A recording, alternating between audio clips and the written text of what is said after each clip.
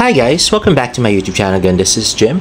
At ito na nga, pack up at 3:22 AM ng pulang araw. Kanina madaling araw, guys. At ito post ni Barbie, day 12. I think ano to, dun sa P77 shoot niya. So walang pahinga si Barbie. Grabe, diba? At next ay post ni Mrs. Isabel Bultao, happy 2nd anniversary Barda.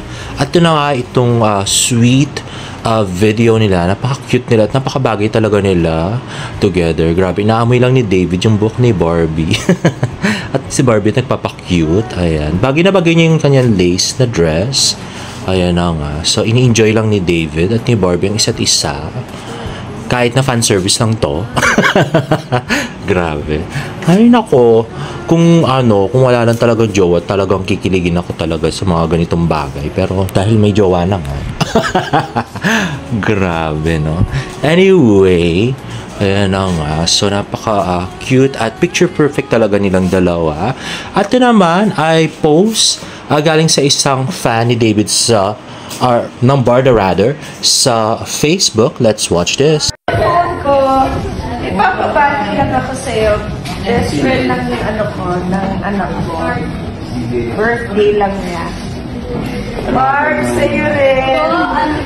Birthday ng best friend ng anak ko. Ano sa yung phone ko? Beth. Si Beth. Gusto niyo dalawa na kayo. Sige po. Birthday ni Beth? Hold on. Happy birthday, Beth. Okay. 1, 2, 3. Happy birthday, Beth! Enjoy your day and may all your wishes come true. God bless. Happy birthday! Thank you, guys. Ano daw? Placing mode? Hand placing mode ba yun?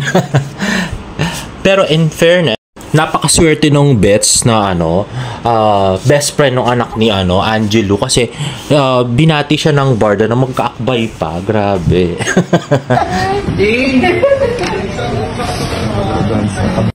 Paano? Ikaw taliwan mo dyan.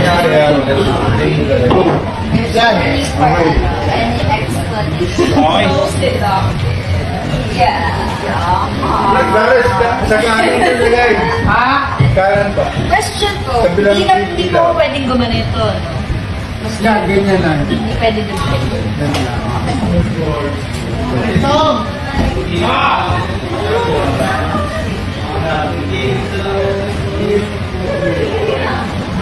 No. Iba yung shit.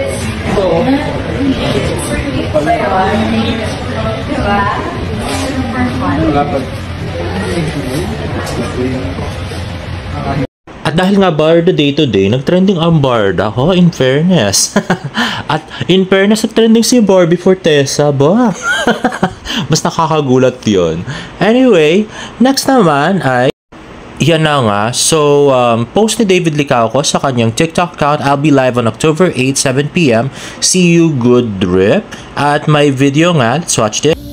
Ayan na nga, tawa ng tawa. Ang cute na si David na nasa tatami chair. At yan, ang good drip na coffee na kanyang pinopromote. At next naman ay pinagtabi ang picture ni Barbie Fortesa at ni Migs Jokno. At talagang, sila, parang papasa sila magkapatid, guys. Super cute nila pareho. Now, sabi nga ng post ng GMA Integrated News, Barbie Fortesa traded her 1940s vaudeville dresses to masculine look for a day out in Intramuros. The Kapuso Primetime Princess latest Instagram post showed her wearing a man's outfit from the time period which she's low-key loving. Well, yes, very cute nga naman si Barbie on boyish dress at yung tomboy looks. Pero, nakita na natin doon sa yan, maging sino ka man, di ba? So, hindi naman masyadong bumenta. Ba't binalik sa ganyang role si Barbie Fortesa? Sabi nga nung isang nag-comment sa Twitter, whenever I hear a femme fatale spy in the 1940s, I think of Mata Hari. Sana inspired sa kanya ang magiging character ni Barbie sa Pulang Araw. Mata Hari was a spy who possessed a dancer during World War II, uses her seduction skills to gain information as a woman of empowerment. Sabi pa ni Clay, sana pinattern si Adelina kay Mata Hari, kaso di pala ready sa daring role si Ante.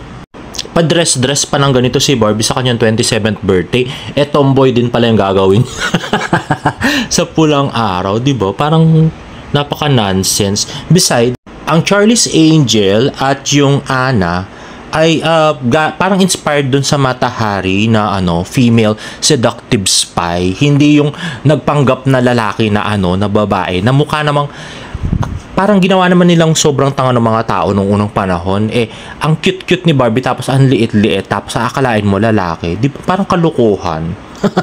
Sa bagay, masisisi ba natin yung writer at saka production, very limited yung acting skills ni Barbie Fortesa pagdating sa being a seductive woman na nangaakit ng lalaki, at wala rin siyang kissing scene at saka walang bed scene. So, very limited nga yung acting skills niya, Hindi pang best actress ngayon si Barbie. Buruin mo yun, Dino the Spy. Kalukuhan, nakakainis.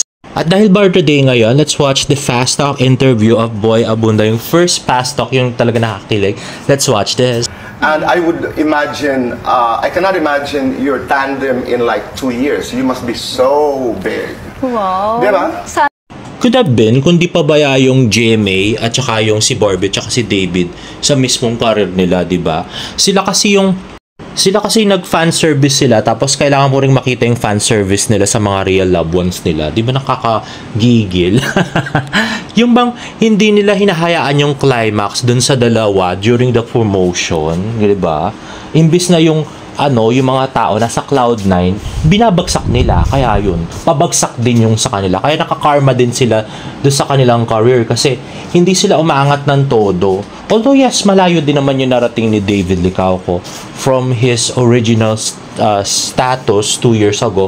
Pero hindi nila naabot yung maximum. Wala pa rin silang super hit movie. Tapos yung Pulang Araw nila hindi na pantayan yung kasikatan ng Maria Clara at Ibarra. Diba? Tapos si Barbie, ilan lang ang endorsement talaga na malakas. Wala nga siyang floating endorsement, diba? At saka shampoo endorsement. Si David naman, although yes, malaki na yung inangat niya, pero wala rin nga siyang hit movie. So, hindi sila pumantay kahit sa Joslia man lang. Yung Joslia, tingnan nyo, may jowa din si Joshua at saka si Julia. Pero hindi sila umepal at umaten pa talaga ng premiere night ng movie nung jowa. Di ba? May mga ganun-ganon. Tapos, yung kailangang magpo-post din yung lalaki na kasama din si Barbie dun sa kung anong ipopost niya, di ba? Tapos mag-chat sila na mahal kita ganon. Di ba? Nakakagigil. So, yun lang, mismanagement ng GMA at saka wrong choices ni Barbie at saka ni David. Bad decisions. At next ay post ni James Licauco, what's going on inside of the head of us? At mukhang sa Taiwan pa rin to. Ayan nga, napaka-cute na si James na picture perfect lagi. Nerdy cute na si James na hindi kailangan ng abs para maging super cute ng tao. Ayan, diba? Tisoy na tisoy. At yan, goofing around at the elevator. Silang tatlo. At yan na nga. So medyo mahaba pala yung goofing around nila sa elevator. At ito naman ang cute na si James on solo. Sana mabasa niyo yung mga suggestions ko for his next TikTok video. Ang gusto ko house tour ng mga Licauco para malaman natin kung ano yung mga kung saan tumira si David, saan siya lumaki, saan tumira si James, saan siya lumaki, mga ganun-ganun. Tapos parang gusto ko ring interviewin niyo yung mga family members niya, mga ganun. Getting to know the Licaucos. Ganyan sana, di ba? Kasi kung ano yung mga pinag-usapan niya love life, hindi naman natin alam kung may girlfriend nga siya. At lastly, yung kinagulat ng lahat, yung sobrang laking braso ni Sam Concepcion. Grabe. Para siya naging Incredible Hulk sa stage play. Anyway guys, if you like this video, please give it a thumbs up and please subscribe to my YouTube channel for more Barda updates. See you in my next vlog. Bye!